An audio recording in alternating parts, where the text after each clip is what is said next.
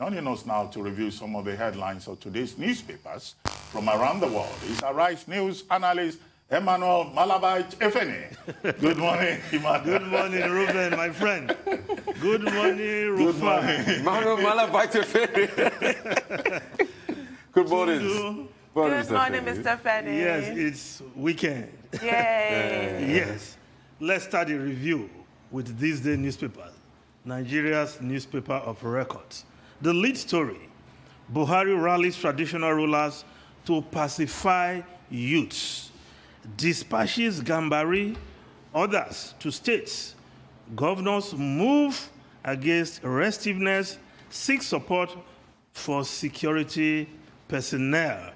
Yes, the traditional rulers acting as ambassadors to pacify the youth. I don't know what will happen in Lagos, Tundu, where the traditional ruler was at the receiving end. Will he be the one to be pacifying the youths? Or somebody else has to do that in Lagos? He could. He could be a royal father, sort of placating his rebellious children. Okay. Now, the Nation newspaper reporting from that visit by traditional rulers to Aso Villa, Buhari government will no longer tolerate threats to peace, unity. No more protests in Lagos, police warn. Now, if we look at the Daily Independent, also from the same event, we can't allow threats to peace. Buhari warns, advises monarchs to maintain political neutrality, says rogue elements in police force being fished out. Now, the Daily Sun newspaper, a different subject. Afenifere, Ohaneze, Arewa fight over restructuring. It will split Nigeria, says ex-ACF scribe. Southern Middle Belt, other groups dismiss claim.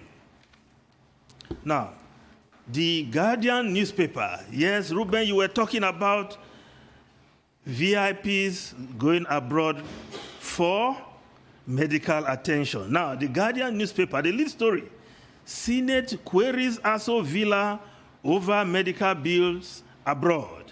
Lawmakers ask officials to ensure president uses official clinic. NMA opposes restriction, says choice is personal. Well, but the Vanguard newspaper, the lead story puts it more pointedly. No more foreign medical trips for Buhari's Senate wants. Says 1.3 billion naira proposed for State House Clinic in 2021 budget. 1.3 billion naira inadequate federal government. Presidency keeps mum. Nothing on ground to convince us they will comply. NMA insists government officials going abroad for treatment should do so with their own money, not at government expense. Now, this is the Nigerian Tribune. This is a sorry story because 9.8 million people in the Federal Capital Territory, 16 states suffering from hunger, according to the Food and Agriculture Organization. 13.9 million projected to go hungry in 2021. This is according to the Food and Agriculture Organization in its report, which it released yesterday in Abuja. The representative of the Food and Agriculture Organization in Nigeria, who also doubles as representative in West Africa, Fred Katoro, in presenting the CADE Harmonized Analysis report yesterday, made this revelation. And according to him, the states we are talking about include the Federal Capital Territory, Kano, Bauchi, Plateau, Kaduna, Kebbi, Sokoto, Niger, as well as Borno, Adamawa, Yobe, Benue, Gombe, Taraba, Katsina, and Jigawa State. They are all struggling with food insecurity and malnutrition. The children suffering the brunt there. Now, the Punch newspaper, lead story, Lekki shootings, Army makes U-turn, appears before Lagos panel Saturday. All inquiries should be directed to panel, says 81 Division spokesman. SARS killed my husband, asked me to remarry. Widow tells committee. Yes, the Army appearing at the panel tomorrow. Be sure it will be live on Arise News. So our viewers, I know they will be tuning in to hear what the Army will be saying tomorrow. Now, the Daily Trust newspaper, COVID-19, Nigerians barred from China. Restriction, not discriminating. Director, China Study Center, we should retaliate. Businessman. Foreign Affairs Ministry, silent. Yes, China, where the coronavirus emanated from, now banning citizens from countries they feel is highly infected right now. What an irony. Now, let's go to the foreign newspapers. The U.S. election dominating newspapers across the globe. The Times of UK, Trump stokes fresh fury as Biden appeals for calm. Now, the Guardian newspaper, also of the UK, tensions rise as race for presidency goes to wire. The Australian newspaper, Biden time for divided US. The Australian newspaper with that report. While the South China Morning Post also reporting the same story, Trump in legal long shot. Trump in legal long shot, that is the South China Morning Post. And it states that China state media trains spotlight on possible U.S. chaos.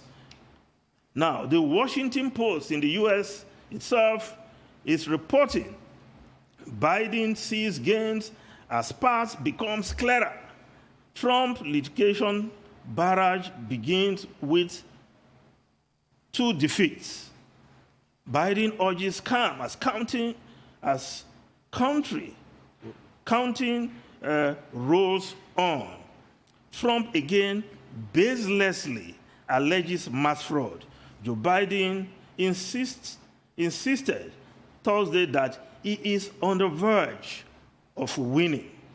Well, if we just look at the New York Times, finally, the New York Times, slow count pushes Biden close. A president sabotages his country. That is an article, that's a piece on the front page of the New York Times. Trump tries to cut off the trickle of bad news. Early lead for president in crucial state is eroded with tally of absentee votes.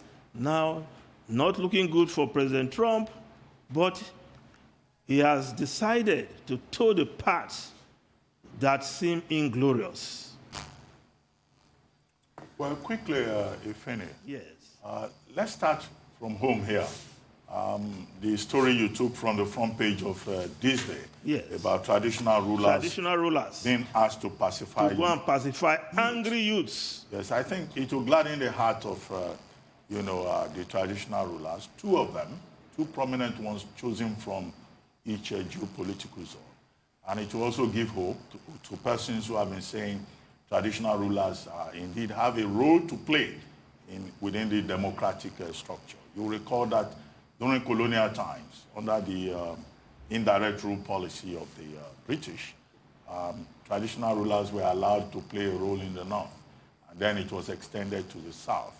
And then in the early years of the First Republic, traditional rulers also played a role. But the military came and made them more or less irrelevant. Talking about the popular House of Chiefs. Yes, so indeed the traditional rulers, they can act as spokespersons, as interpreters for government, and for President Buhari to be reaching out to them, I think is strategic. But those who want a constitutional rule for them will say, well, perhaps is this an indication that they can push a bit further. However, the big problem to worry about is how much influence do traditional rulers still have these days. We have seen traditional rulers who are very divisive figures. In Lagos the other day, they took the staff of office of Eleku of Eko. Eventually we were told that it was returned, and the Oba had to return to his palace. In Ogbomoso, in Oyo State, the Shomo of Ogbomoso's palace was targeted. But I think that the principle of it is, well, perhaps maybe in some communities, people will still listen to traditional rulers. But Ruben, we must add, the Oba of Benin brokered peace and brought the temperature in the State. That is true. I mean, what we I'm must saying, add that to the mix. Yes, okay. That's one out of many. Good addition, but it varies from place to place. But of course, it's not, what we must caution against is that the government should not keep sounding as if, Nigerians do not have the right to protest. Because I saw a story, one police spokesperson was saying protests will not be allowed. The Commissioner of Police in Lagos. So I don't think that the government should go as far as asking anybody to tell an average Nigerian not to express himself or herself. That would be a violation of the democratic, process. As for the United States, yes, it's an unfolding situation. The gaps in the battleground states, 5 of them, the gap keeps closing. We're told that even in Georgia now, from 1,709 lead for President Trump, that has gone down to about 1,200. So, and the same is the situation. But I just hope that by the end of today, we'll know what will happen. But again, I mentioned earlier that Jill Biden may end up as the next First Lady. Someone posted a picture seeing a truck in front of the White House. And the question was raised whether Melania Trump is already packing out of the White House.